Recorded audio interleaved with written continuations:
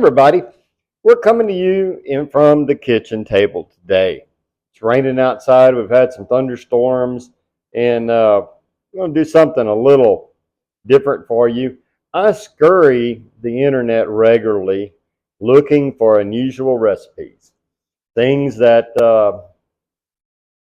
I can try to have a little wow factor, a little bling, bring some punch to some of my dinners. So I look through the internet fairly regularly, and I stumbled across something that really is useful to me.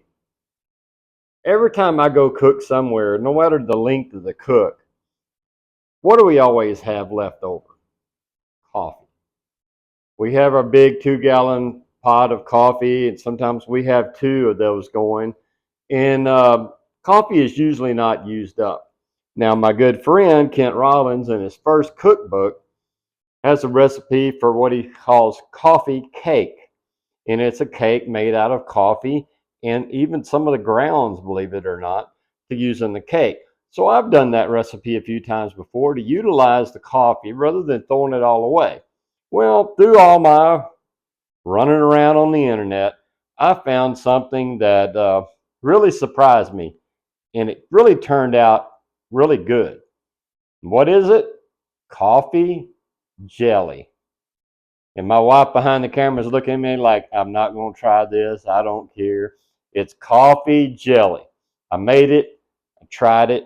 Now, when we go into doing this, folks, just remember, this is I'm trying to utilize leftover coffee.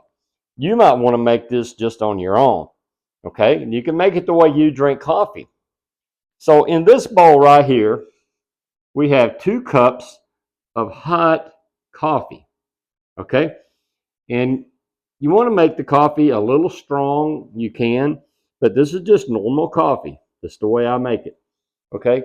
And here we got a 1/2 cup of sugar. We want to blend that 1/2 cup of sugar in this coffee. Now, if you're using coffee and it's a cold coffee, then you want to put this in a sauce pot, put it on the stove or on the fire, get it just warm enough to make sure the sugar dissolves really, really good within that coffee.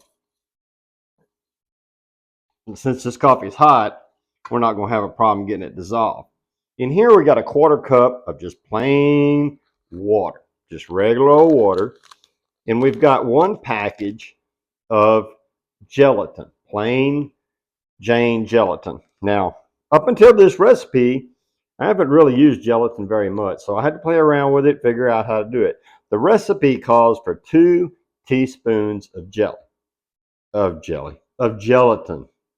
All right. I did my first batch with 2 teaspoons, and it wasn't quite as firm as what I would like it. So I can tell you that this package has nothing written on it as to how much is in there, but there's 4 of these in a box of gelatin, and this is about 3 teaspoons, okay, of gelatin. So I'm going to go ahead and add that to the water.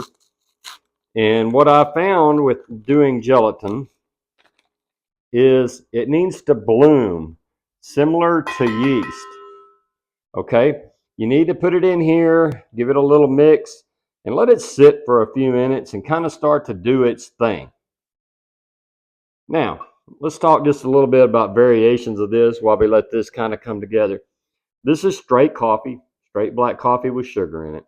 You can do it by adding a little cream. You can add chocolate. You can add caramel. You can add hazelnut, cinnamon. You could flavor this however you wanted to go with this coffee. I'm going to play around with this a little bit because I'm not too for sure that we can't make a lot of other things that I have left over sometime into a jam or a jelly. Okay. All right. So this is kind of bloomed up a little bit in here. And the only thing we want to do is add this to our coffee. Give it a stir. And then we want to put this in a baking dish or some kind of pan. It will set up in the refrigerator or the ice box, as I typically call it, in a bowl or anything similar to that. It'll be faster, the thinner the liquid, the faster it's going to set up. And typically when I'm out, I have to do this in an ice chest. So we would want something fairly thin. So we want to add that to that right there. And then that would go in the ice box or in your ice chest. And you just want to let it sit there. It's going to take 3 to 5 hours for it to set up. Now, this is some I made before. And like I said, when I made it before, I made it to the recipe. And it did not come out as thick or as, I don't think jello-y is a word, but it's a little runny. I got a piece of bread here. I didn't toast it. I probably should have toasted it. But we're going to get this with this spoon and see how it's a jelly. I'm going to smear it on here. And I'm going to perfect this thing. I'm going to make this to where this is something people just simply ask for. I could see this on biscuits in the morning. To me, just something that I think would be very good.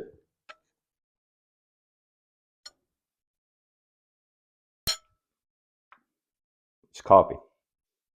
The coffee flavor is there. Again, you make it strong coffee, you make it hazelnut coffee, you can flavor your coffee, you can shave chocolate in it. There's a lot of different ways you can make this work. And with me adding a little more gelatin to this, it's going to be stiffer and a little bit more similar to jelly. So folks, always think about ways we don't have to throw things away. My grandparents, I remember they used to make a pot of coffee in the morning. There'd be coffee left in that pot. She'd put it back on the range for lunch, warm that up, and they would have that for lunch. They were utilizing that coffee. They wasn't throwing anything away. This isn't throwing anything away. Figure out ways to use your leftovers. Leftover coffee is something a lot of times I have because the most important thing on the chuck wagon is never, never, never run out of coffee. Always have plenty of coffee. So folks, as we go about this day, it's a rainy, dreary day, and we're glad for that in the summertime. We needed the moisture. But as we end every video, we want to say thank you very much for watching us and subscribing and just being a part of our family. And yeah, I'm a little banged up, but we'll get over it. No major deal. So folks, enjoy your food.